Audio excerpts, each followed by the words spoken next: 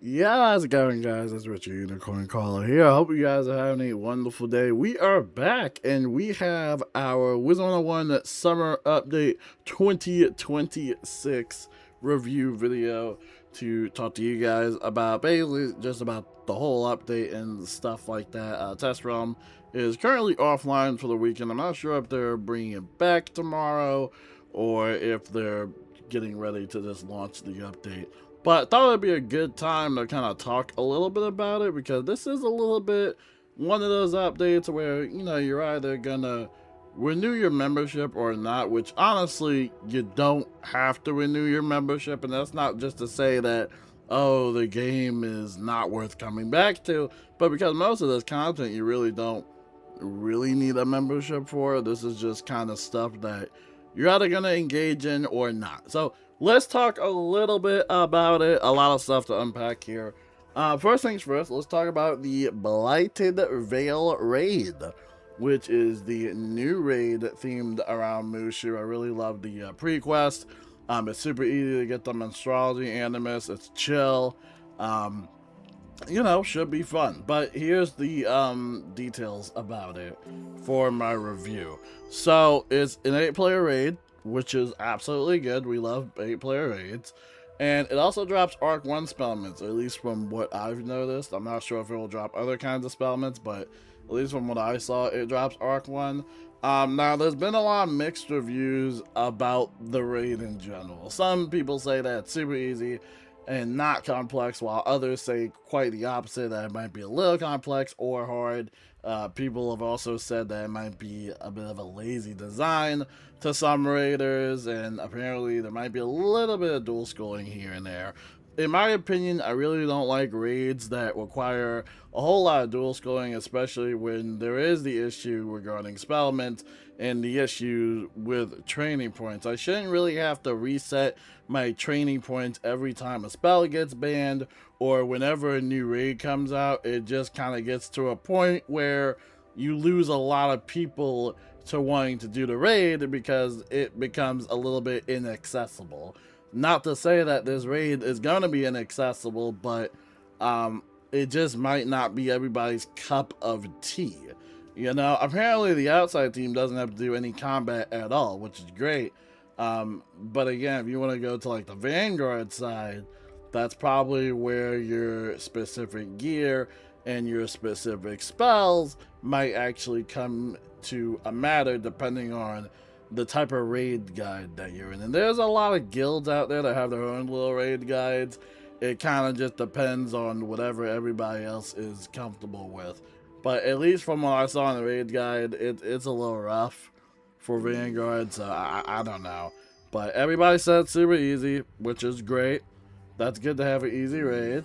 The robes, though, are pretty good if you're talking about the gear upgrades. Except for Storm. Apparently Storm didn't really get that much of a gear upgrade. Now, the design of the gear really is disappointing. I'm just gonna say that. It just seems bland, and there were a lot of missed opportunities for like special particle effects that they could have done, similar to the Summer Scroll of Fortune, which I actually went on my way to buy the Scroll of Fortune just because of how cool the wand and the whole gear set looks like. I mean, this comes in from the wand itself, and you can see those like little petals flying off of it. Like, that's a really cool detail, and I really like that. But again, it kind of gets to the point where it's like, I would have liked that for the raid gear. That would have been great, but it is what it is. When it comes to gear design, it might just be subjective. I might just be too picky about it. I'll probably still get it regardless because my guild will be doing the raid regardless. But still, I just kind of wish there was just a little bit more to do there, right? I wish there was a little bit more. Mom, I'm in the middle of a video. I'm gonna be downstairs in a second, okay? What? I'm in a video. I will be downstairs soon. The raccoon came all the way to the deck. Okay. Alright. I'll be down. Okay. a raccoon came out all the way in the deck. So let's wrap this summer update up. Yeah, the new raid seems cool, guys. Okay. The pets seem also pretty cool with some pretty interesting item cards as well. So if you wanted to grind for the pets, that will be pretty cool. Performance of the raid may vary. I've heard a lot of mixed comments about the performance. Some people were crashing, some people were losing frames, etc, etc. I don't know if it's just a personal hardware issue. I don't know if the raid is just not going to be that optimized. I mean, I heard it got better during the test run, and we'll just see how it works in live round. I've just heard a lot of like mixed complaints about the performance of it. But either way though, it should be a fun raid. I'm sure all the 1% of people that do raids will enjoy it. So let's talk about the Buckingham Palace Chronicle update. Now, pretty fun. I absolutely loved it. Challenge mode was super easy. I understand not a lot of people like challenge mode or advanced content, which is completely fine. The new boss is also pretty fun. It was a nice little side quest. It was also easy in challenge mode. I actually thought it was actually easier in challenge mode rather than standard mode.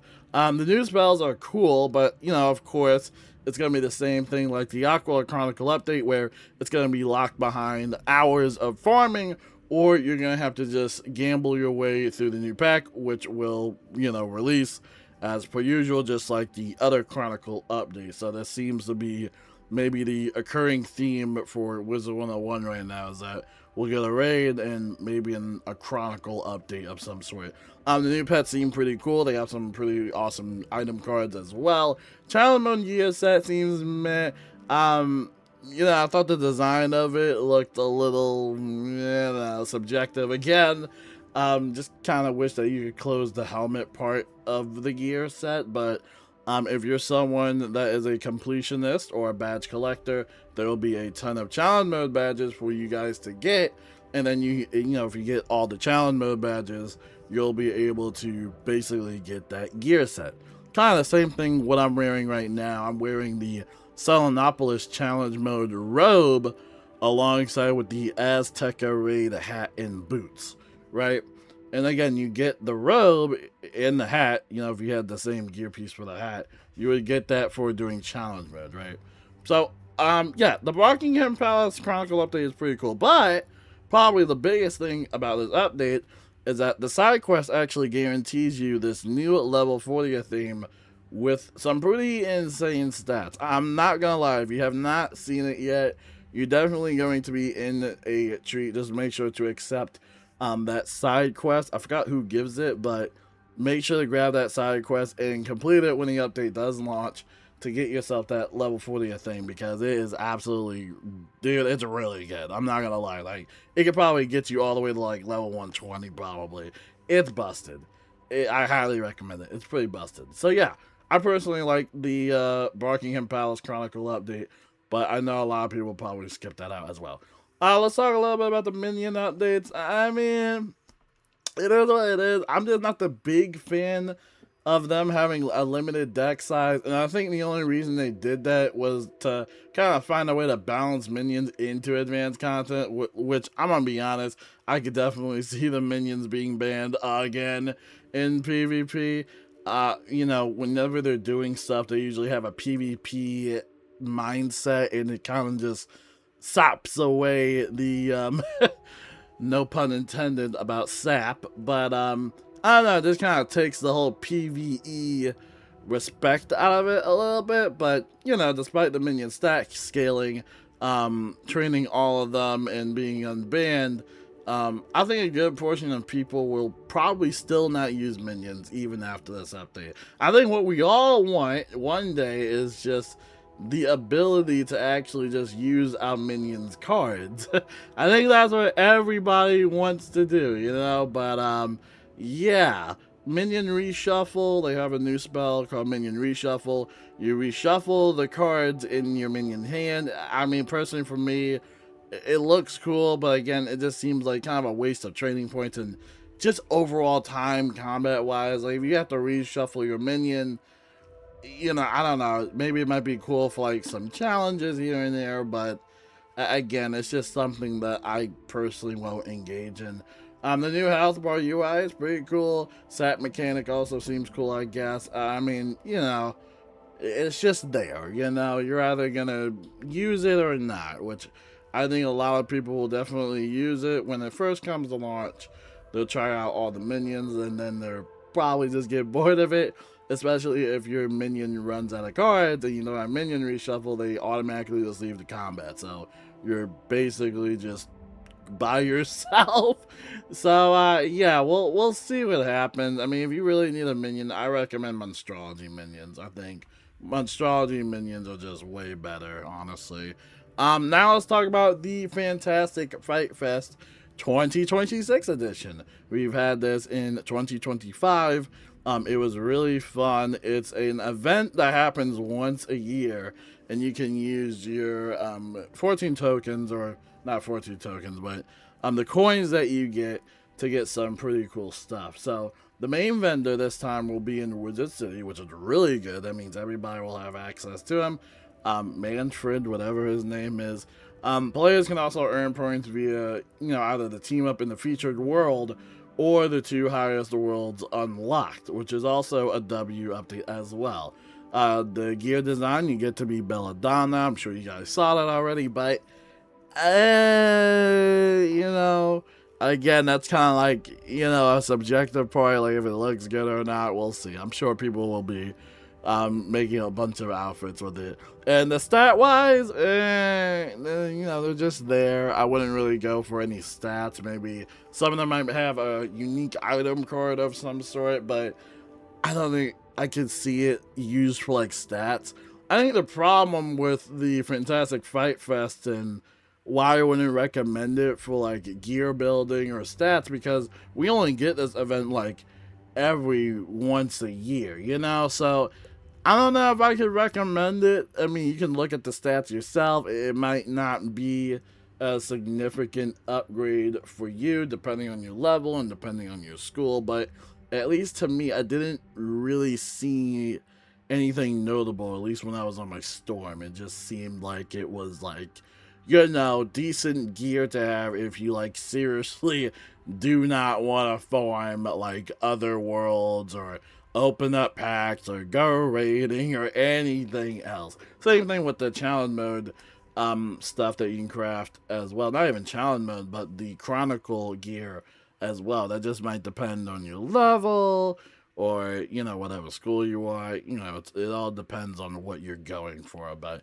personally for me, stats, it just, kind of wanted to go for the design. I think you should probably go for the design of it, but otherwise, it's just there. So, player endorsements. Let's talk about this one.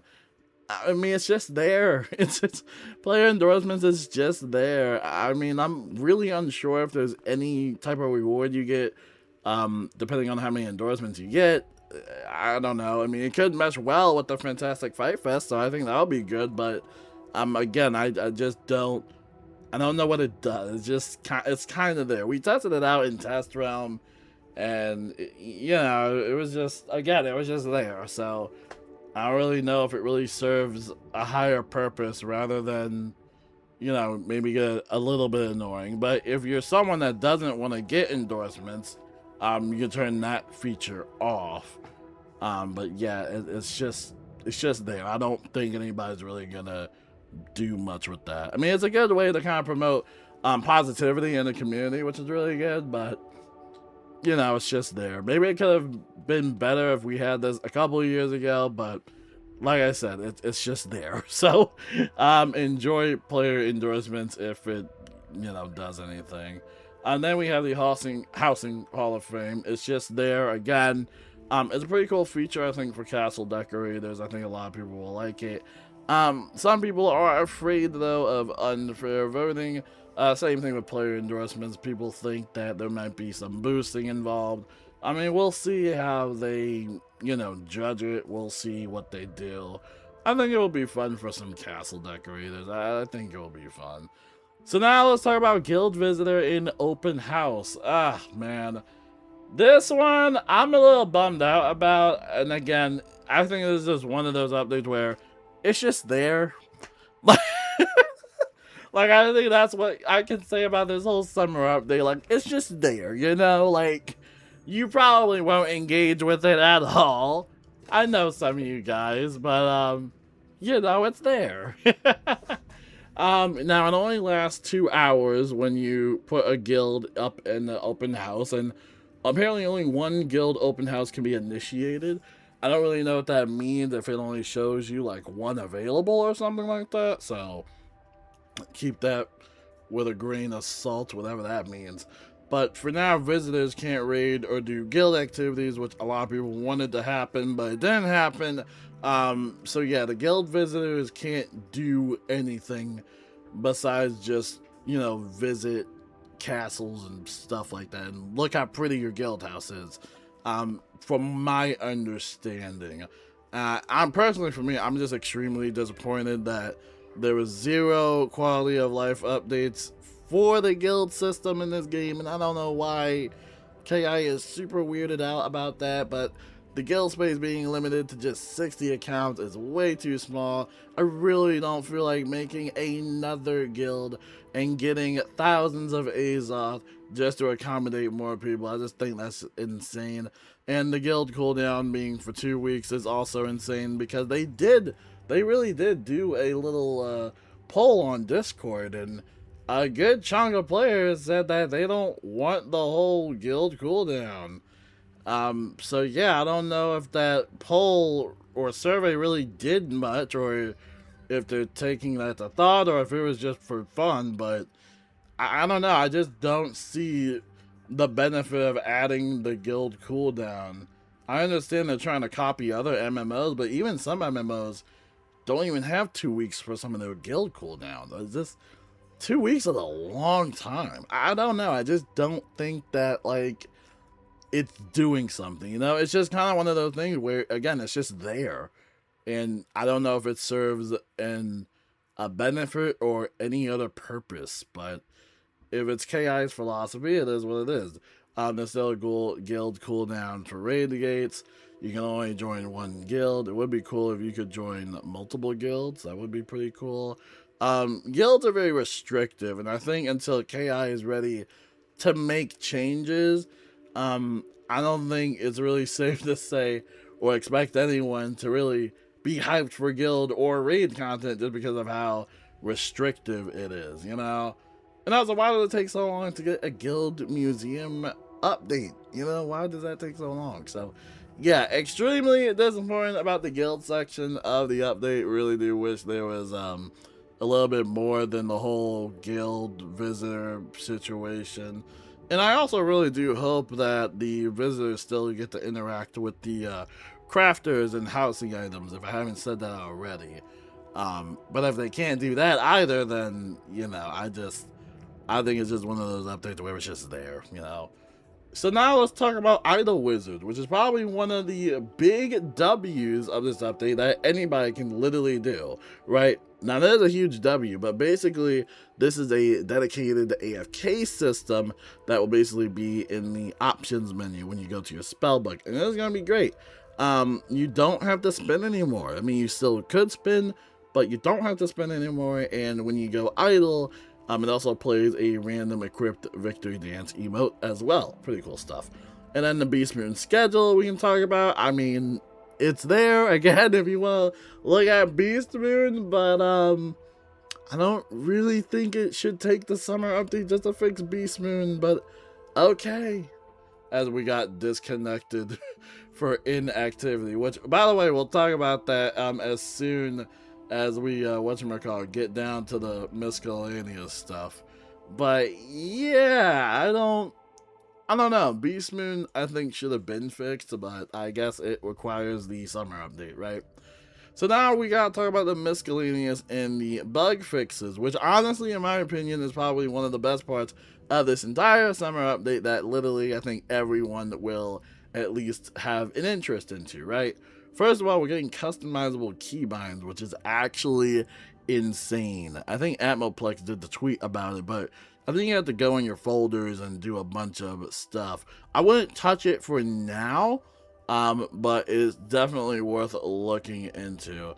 And also we have magic weaving badges required that have been reduced from 3 to 2, which is also a huge W if you are a magic weaver. Now also the Fountain Castle blocks look absolutely amazing. The advanced housing UI makeover also looks really good. We also got some spell improvements as well. Multiple paths unlocked in the text in the spell book have been replaced with a new icon, which is basically a better visual, which is really good. And then all spells with spellments are now cross-trainable from professors, which is pretty insane. So that means if you're like a life wizard, you can train up for Hackhound, and if you're like a death wizard, you're gonna train up for Judgment. It's actually really cool, and I really like that part of the update. I think that's really cool. Training and crafting. This one is also a pretty big W. Like I said, this is where all the juicy stuff comes in. But all the pets, or at least the pets, are now available to craft from the Chronicle updates and also the raids. Which means if you have enough of those raid reagents, or at least the Chronicle reagents, you basically craft the pets, which is actually insane. Especially when it comes to raid pets, because some raid pets might be super hard to get, or they might have a low drop chance. And if you just have enough of those raid reagents, you can just craft it off the bat, which is absolutely fantastic. Huge, huge W. Now for badges, which is also a huge W, they added in some new categories just for Selenopolis and boss rematches, which is also good for organization. And then this is probably, without a doubt, probably the biggest thing I think out of this entire update. I think this is way bigger than the raid or the player endorsements or Beast Moon finally being fixed. I think that is probably one of, if not the best things in this entire update. And honestly, it needs its own dedicated like dev diary, or just like its own dedicated part in the notes, right, with pictures and stuff, because this one is such a W update. So check this out, guys. Players can now switch their language in settings under gameplay options 4. That is right, the game will support language switching.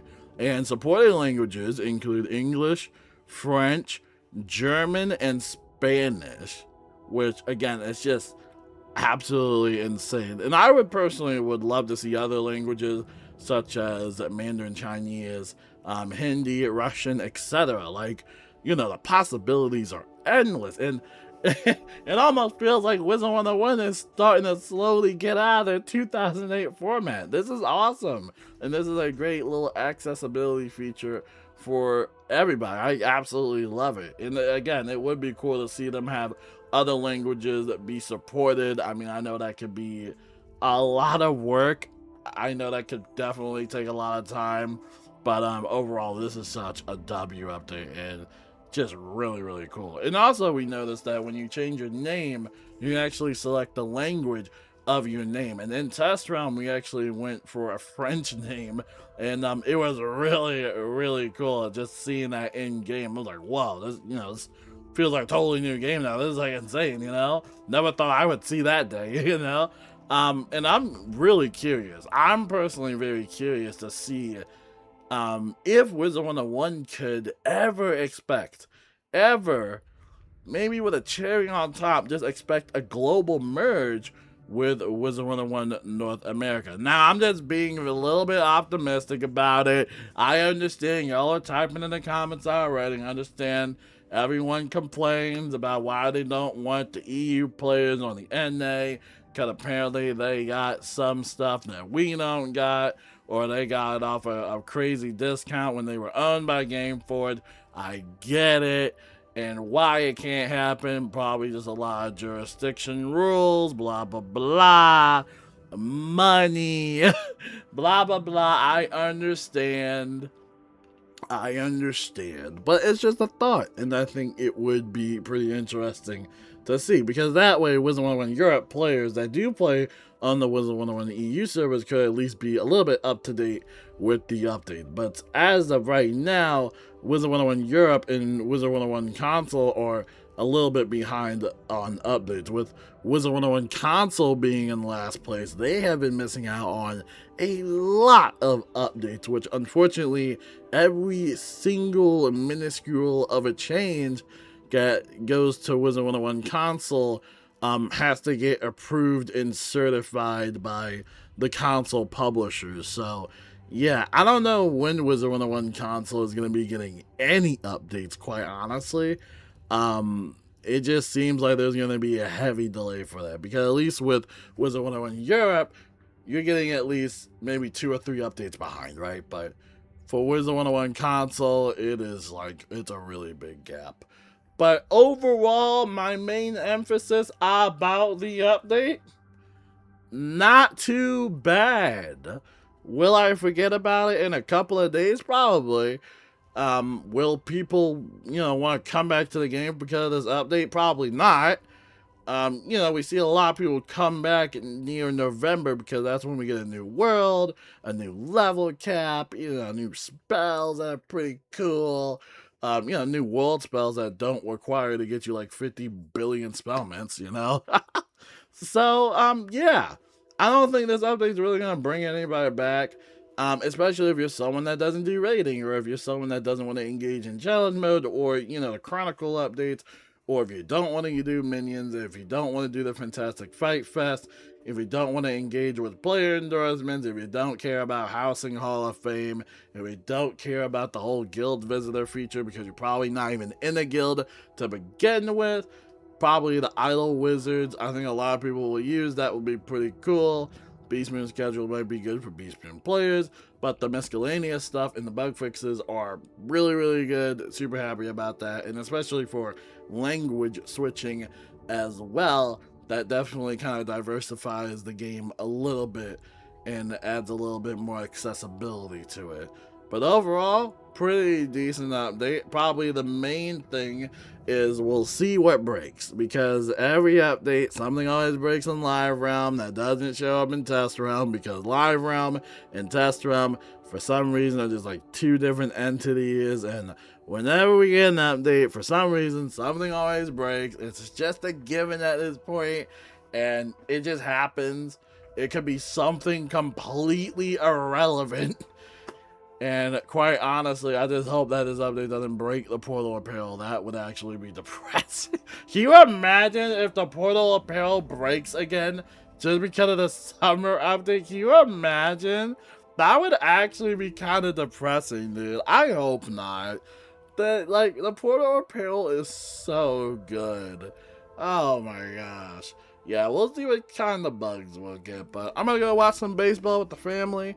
And yeah, until then, let me know what you guys think about the summer update in general. I know a lot of people are kind of mixed reactions about it, or kind of negative about it, because again, if you don't go raiding, then you're not going to do the raid. If you don't do guild, some of the stuff you're probably not even going to engage with. But if you're looking for a reason to kind of buy a membership and kind of get back in the game, I'm sorry to say, but I couldn't recommend it. I would just wait until we get to November, when we get a new world. That way you can farm for some new cool gear. You can get that new awesome world spell that we'll hopefully get. And obviously, hopefully, level up. We'll see what they do this year. But overall, pretty cool stuff. Let me know what you guys think. And yeah, until then, peace out. By the way, I forgot to mention, if you are disconnected due to inactivity, they'll actually have a button to actually reconnect your wizard. So that's actually a really cool feature. Alright guys, peace out, have a wonderful day.